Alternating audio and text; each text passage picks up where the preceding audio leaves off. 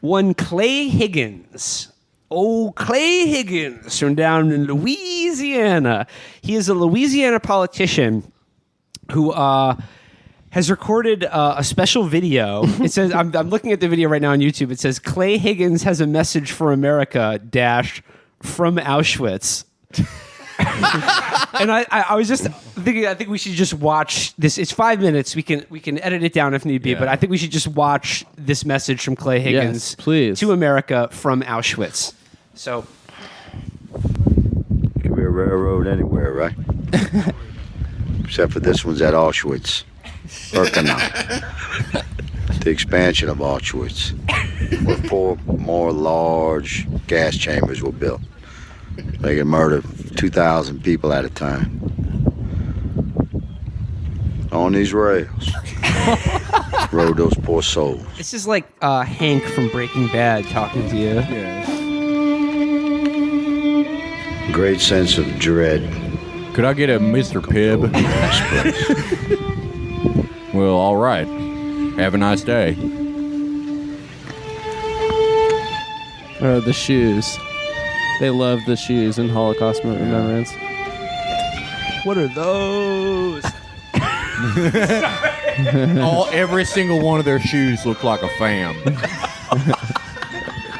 He never went down to Auschwitz. He was looking for some souls to steal.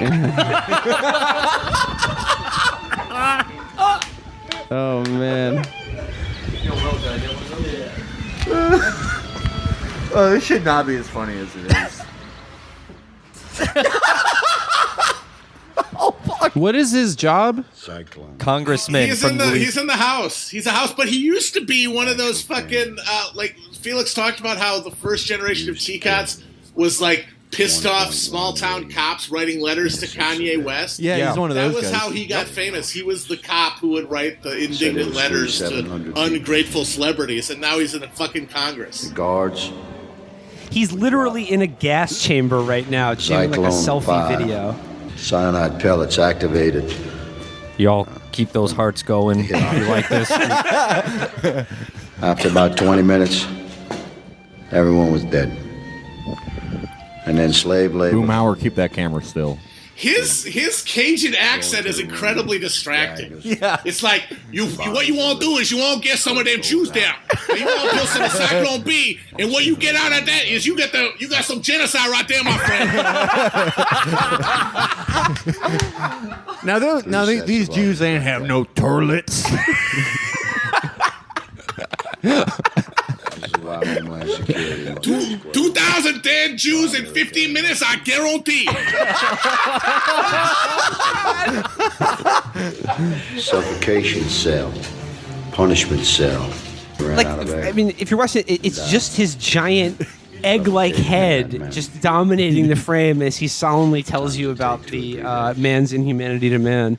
Did he just learn about this? Every year in Europe, they have an event called the Holocaust. We have to stop this. The world's a smaller place now than it was in World War II. No, it's not. The United States is more accessible. Terror like this. It's hard to walk away from gas chambers and ovens without a very sober Need for a Mr. Pibb. commitment, unwavering commitment. Make damn sure that the United States. This is like when Warren Schmidt visited the Indian Museum. Those people got a raw deal. Think of how great it'll be when Trump visits the camp. I can't wait. Wait, what? Slideshow. That was just some still. Show. That's the Yeah, show this- icon. yeah, show yeah, icon. okay. Hell yeah. Dude, that was. I'm Representative Gunch Shithead. Primo Levi said that there ain't no monsters but men who will fulfill their deeds. That's why OSHA has to be stopped. The last image was like the last image is a still of just his bowed head covered in a cowboy hat with his arms up. With his police uniform on, superimposed with an American and Israeli flag. Hell over yeah, him. bro. Open letter to Adolf Hitler. So I remember when Clay Higgins ran for Congress first because he was this Joe Arpaio wannabe who did these Crime Stoppers videos that got him fired because he would just straight up name like local criminals and name them. And like that, he did the celebrity thing. But before that, you'll be interested to know he's not even really a fucking cop. He was a used car salesman, just like all of those fucking guys. Wait, he stole cop valor? He became a cop through some fucking Like Steven Seagal did. yeah, in kind of like Louisiana. that. Yeah. And then he like had jobs in the fucking police, and now he's still a legal law enforcement agent in Lafayette, Louisiana. Oh, hell being a yeah. Congress- Yeah, and he places like McDonald's employees under citizen's arrest when they Yeah. don't give them enough fries. Yeah, and he's the guy who posted this Facebook thing a couple months ago, just literally just calling for the genocide of Muslims. He's one of the worst people alive. Oh, that's No, terrible. but you have to have a genocide of Muslims, or else they'll genocide us. Yes, or else, and this is a good view into his apocalyptic mindset that the Muslims are coming because we have open borders and they're going to set up death camps for us. They're building them right now. Yeah, that's what every mosque is. That's Yeah. why they have a curved top. That's how they store all the cyanide gas. I would say this guy is, setting himself up for a Fox News career, but, he's probably going to be in the Senate in a few years. He's probably- a Yeah, he'll very be red president. district Fuck in that. Louisiana. If Sheriff John Bunnell doesn't beat him to it, he'll be the first cop president. I just am imagining him detaining like teenagers being like, y'all boys ain't planning on doing any Holocaust now, are you? I'm going to ask you some questions about some local criminals you know. Do you know any Reinhard Heydrich? I love how that video started off with the train tracks because there's this weird cross section between train guys and Holocaust people. Where they always talk about how many train tracks there were at Auschwitz. I mean, apparently they were running a ton of trains to get Oh, a yeah. ton of Jews Oh, yeah. there. Yeah. They were like, Way yeah, better there was than the like, MTA. There were like 14 consecutive train tracks in the middle of Auschwitz. It was incredibly impressive. What the Nazis were able. Well, the Nazis had a very efficient train switching Yeah. system. Well, they kept them running. I gotta say, I think he's getting a lot of heat for this, but I think in the long run it's gonna blow up in his face because an increasing percentage of his base doesn't think the Holocaust happened. I was thinking about that. Yeah, like most of the people who would otherwise approve of the message of this video, when they see it, it's like he might as well be at medieval times for them. Yeah. Yeah. A bunch of my friends did this trip. I didn't do it in high school called March of the Living, where they send scared Jewish teenagers to all the camps, and then they send them to Israel Zionism afterwards. rules. They're like, we're gonna scare you with the Holocaust and then show you why we need Israel so much. And it's like this. I knew a bunch of people that got head and stuff.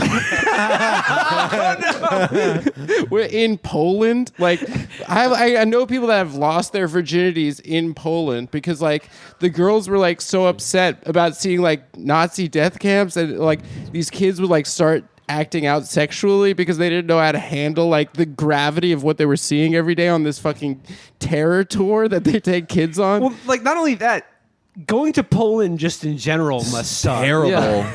I don't know. Maybe it's fun. Maybe I'm I giving think it a Warsaw bit. is chill. Maybe now. they got a cool club scene there now. Yeah, I think they do actually. Yeah. I mean, I am often just blown away, and I can't even get my head around the fact that the most comfortable, secure people on Earth, these exurban, suburban, middle-class people who form the basis of the political support for guys like this shithead, are 100% convinced that there's going to be a genocide of guys with jet skis within 5 years.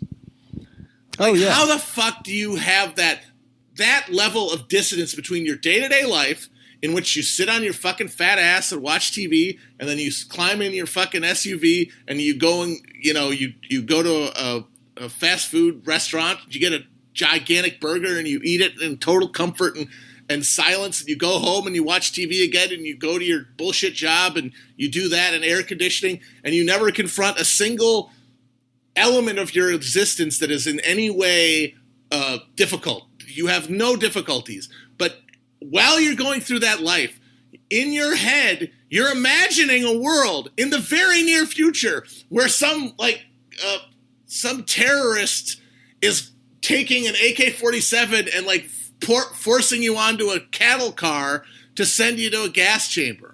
How do you fucking like deal with that kind of dissonance? It's insane. I think it's a few It's things. genuine psychosis. I think it's, these people have been fed for the past 16 years the most vicious, apocalyptic, anti-Muslim propaganda. That, and they also live in incredibly segregated communities. Matt, you saw that picture that went viral recently of the fucking people on the subway? Y'all know what I'm talking about? I saw it today. It's a viral picture that shows how great America is. Oh, and yeah, it's that Muslim family. I get. Well, for one, how do we And know that he's a white Muslim lady? guy? He's just It was like just- Okay, the photo He's is on brown, close enough. It was the New York City subway, and it was like a photo of like two little girls, or like a little girl smiling at a baby, it's like a mother and a daughter who are white, and then I assume a father and daughter who are brown of some like kind. Yeah, like just brown brown. skin, Yeah. yeah. And the kids are smiling at each other, and everyone was like, "This is what makes America great." And I'm like, what a fucking low bar to clear for a country. It's the lowest. Wait, is this actually shocking to people in the geo-hell that is the middle of the country? And I thought for a second, and I came to the answer, yeah, this is so outside Yeah, they people's don't. normal When you're at the experiences. Starbucks in suburban shit dick Kansas or whatever, you're not seeing anybody who doesn't look like you, so you can imagine anything. And I do think that, like, at the base of this is there's some sort of primal knowledge to these people that the insane comfort they have is not earned. And that there's some injustice in the world that has allowed them to accrue it, and that there is like a cosmic balancing coming, and they're fucking terrified of it. It's like they're all living with that Jefferson quote, "I tremble for my country when I reflect that God is just." It's all there in the back of their head that they don't confront it, and they're so mad about the idea that they would ever be called to account for the absolute just debauched splendor, the undeserved splendor that they live in, that they just become obsessed with these fantasies of massive retribution because they know in their hearts that they have it coming. Like, they know deep down the world is changing in ways way beyond their control. Like, yeah, nothing is ever going to be perfect, but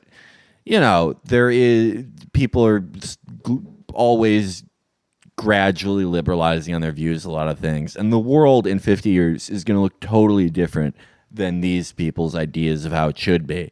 And they also know that they're not going to do anything. These aren't doers.